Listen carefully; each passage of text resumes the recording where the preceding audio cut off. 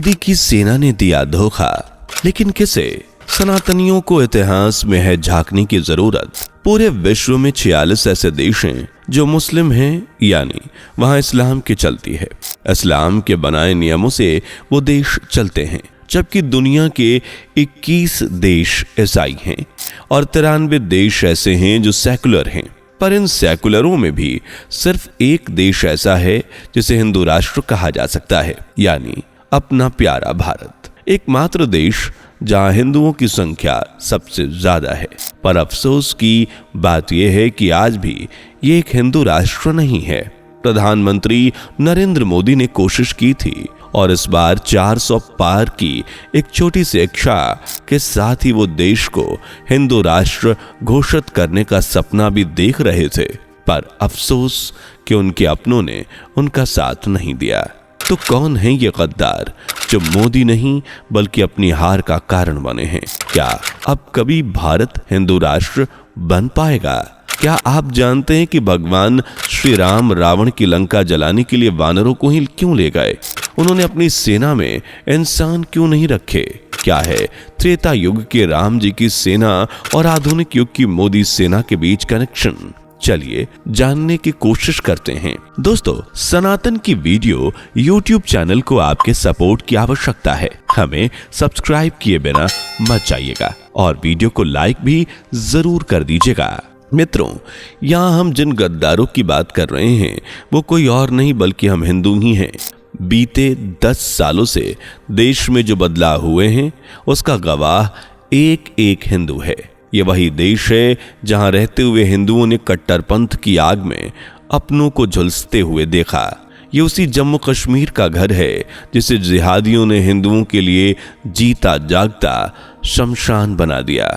लेकिन सत्ता में बैठे हुए हुक्मरानों ने कानों में जू तक नहीं रेंगी। इतने बुरे हालातों को झेल चुके हिंदुओं के लिए एक आस के रूप में 2014 में पीएम मोदी उठे, जिन्होंने हिंदुओं को शान से जीने की आजादी दी और काफिरों के अत्याचार से बचने के लिए जम्मू कश्मीर में धारा 370 तक हटा डाली। हिंदू संस्कृति को पूरी दुनिया में विख्यात किया।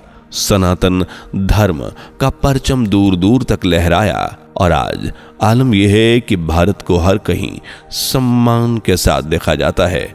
काशी कॉरिडोर, अयोध्या में भव्य भगवान श्री राम का मंदिर जैसे हिंदुओं की आस्था के केंद्रों को वापस खड़ा करने वाले नरेंद्र दामोदर दास मोदी सिर्फ इतनी चाहत लेकर 2024 के लोकसभा चुनाव में उतरे थे कि मैं जिन्हें अपना मानता हूं वो मुझे निराश नहीं होने देंगे। पर अफसोस कि उनके असली गद्दार तो हमारे हिंदू भाई ही निकले।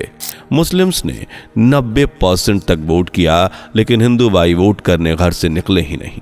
और जो निकले वो मुफ्त राशन, सस्ता सिलेंडर, फ्री की रेवड़ियों के चक्कर में फंस गए। अकेले रामपुर में 90% तक मुस्लिम वोटर हैं, लेकिन बावजूद इसके वहां से बीजेपी को वोट नहीं मिले। चलो, इनसे तो मोदी जी को उम्मीद नहीं थी, लेकिन हिंदुओं ने जो किया वो बड़े शर्म की बात है। पीएम मोदी का 400 पार का सपना टूटा जरूर, लेकिन उन्हें यह समझ आ गया कि अपनी सेना में अगर इंसान हूं तो इन पर कभी भरोसा मत करना, क्योंकि इंसान सबसे बड़ा दगाबाज है, जिसका उदाहरण हमें त्रेता युग में भी देखने को मिलता है। वैसे क्या आप जानते हैं त्रेता युग में प्रभु श्री राम जी ने रावण के खिलाफ अपनी सेना में वानरों को ही क्यों रखा था? जवाब हम देते हैं। आप बस चैनल को सब्सक्राइब करके बेल आइकन को प्रेस कर लीजिए। माता सीता को बचाने के लिए जब भगवान श्री राम रावण की लंका में जा रहे थे तो उनकी पूरी सेना वानरों से भरी हुई थी। भाई लक्ष्मण, सुग्रीव, अंगद, विभीषण और जामवंत को छोड़ दिया जाए तो श्री राम के परम भक्त हनुमान जी पूरी वानर सेना के साथ राम जी के साथ रावण की लंका ध्वस्त करने के लिए निडरता से आगे बढ़ रहे थे।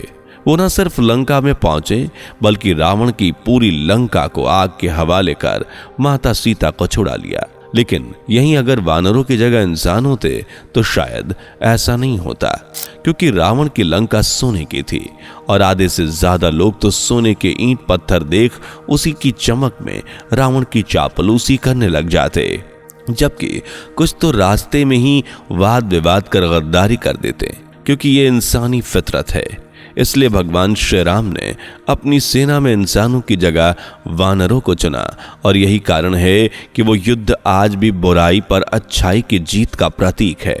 लेकिन कलयुग में मोदी जी जो युद्ध लड़ रहे हैं उसे शायद उनकी सेना सुनने लायक भी नहीं छोड़ेगी।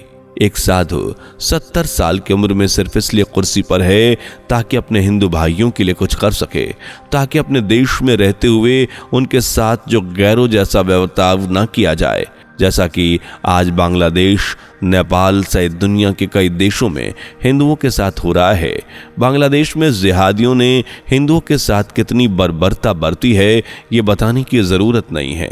उनके मंदिर, घर सब तोड़े जा रहे हैं, बहन बेटियों के साथ जबरन गलत काम किया जा रहा है। लेकिन इन तस्वीरों को देखने के बाद भी हमारे हिंदू भाई नींद से जागने का नाम नहीं ले रहे। आज बेशक भारत हिंदू बाहुल्य देश है, यहाँ हिंदुओं की संख्या ज्यादा है, लेकिन जितनी घुसपैठियों के बच्चे पैदा करने की स्पीड है उससे वो दिन दूर नहीं होगा जब हिंदुस्तान में इनकी संख्या ज्यादा होगी और इतिहास के पन्नों पर फिर से इसे दोहराया जाएगा। इस सब को अगर कोई रोक सकता है तो वो है प्रधानमंत्री नरेंद्र मोदी, जो एक सच्चे साधु संत हैं, जिन्होंने देश के लिए अपने परिवार तक को छोड़ दिया, अपना पूरा जीवन इस देश की सेवा में लगा दिया। लेकिन हिंदू भाई हैं कि अभी भी गहरी नींद में सो रहे हैं। 4 जून को जो हुआ वो वाकई हैरान कर देने वाला है। रिजल्ट ने सबसे से ज्यादा हैरान किया। अयोध्या की तरफ से 500 साल जितना लंबा समय बहुत होता है किसी चीज के इंतजार में। हिंदुओं ने 500 से ज्यादा सालों तक अयोध्या में भव्य राम मंदिर का इंतजार किया, अपनों का खून बहते देखा, उन पर हमले देखे, दंगे देखे, फिर भी क्या हुआ? किसी सरकार ने कोई एक्शन नहीं लिया। मुद्दा उठाया, सरकार बनते ही ठंडे बस्ते में डाला और फिर चली गई। लेकिन एकमात्र मोदी सरकार रही जिसने न सिर्फ राम मंदिर का मुद्दा उठाया बल्कि 22 जनवरी 2024 को मंदिर के निर्माण के साथ ही ये साबित कर दिया कि यह सरकार जो कहती है वो कर कर दिखाती है।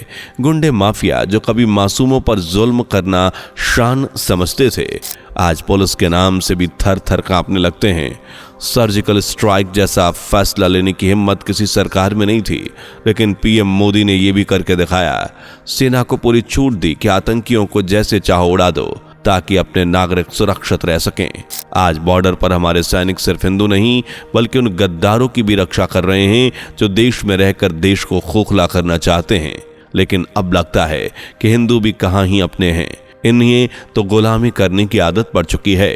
इन्हें फर्क पड़ता है तो सिर्फ मुफ्त की रेवड़ियों से, फिर चाहे कोई भले ही इनका हक को चलकर चला जाए। आज अगर भारत में कुछ हुआ तो हिंदुओं को शरण देने वाला दूर दूर तक कोई देश नहीं है।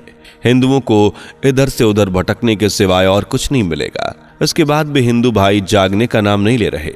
माना कि आज भारत एक सेकुलर देश है, लेकिन शुरू से ऐसा नहीं था।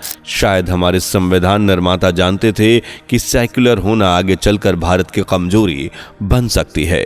घुसपैठिए अपने जुल्मों को बढ़ा सकते हैं, इसलिए संविधान समिति ने सेकुलर शब्द को संविधान में जोड़ा ही नहीं। ये तो घुसपैठियों के समर्थन में उतरने वाली सरकार और इंदिरा गांधी का विचार था, जिन्होंने 1976 देश में संविधान में सेकुलर शब्द जोड़कर घुसपैठियों को पूरी आजादी दे दी कि जाओ और हिंदुओं पर जुल्म ढाओ। हम ऐसा नहीं कहते कि सेकुलरिज्म बुरा है, लेकिन जहां जिहादी मानसिकता वाले लोग हों वहां सेकुलर मूल निवासियों के लिए खतरा बन सकता है।